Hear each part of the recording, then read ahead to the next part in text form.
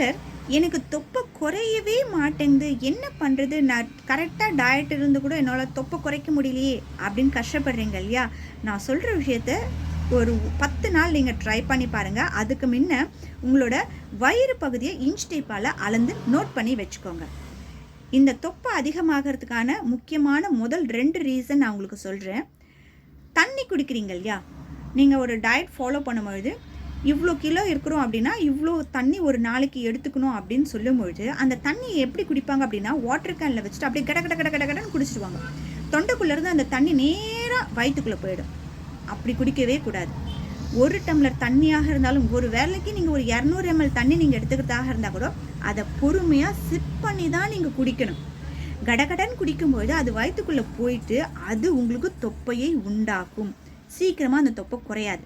அதனால் ஒரு 10 நாள் நீங்கள் தண்ணி இது மாதிரி நல்லா சிப் பண்ணி பொறுமையாக குடிங்க. இது ஒரு சிலருக்கு. இன்னும் ஒரு சிலருக்கு தொப்பை குறையாமல் இருக்கிறதுக்கான காரணம் என்னன்னா, சாப்பிடவே மாட்டாங்க.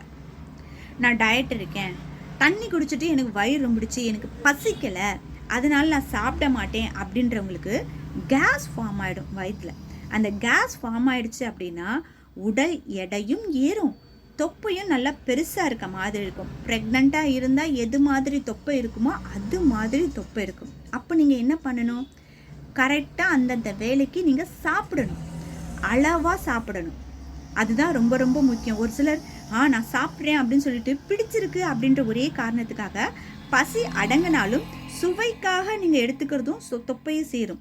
ஆனால் சாப்பிடாம இருந்தாலும் கேஸ் ஃபார்ம் ஆகி தொப்பை சேரும். அதனால் ஒரு 10 days உங்கள் தொப்பை குறைக்கணும் அப்படின்னு நினைக்கிறவங்க நான் சொல்லக்கூடிய இந்த 2 விஷயத்தையும் நீங்கள் கரெக்டாக ஃபாலோ பண்ணீங்க அப்படின்னா அதுக்கப்புறமா உங்களோட வயிறு பகுதியை நீங்கள் அளக்கும் பொழுது அதுக்கான ரிசல்ட்டை பார்த்து நீங்கள் ஈஸியாக தெரிஞ்சுக்கலாம்.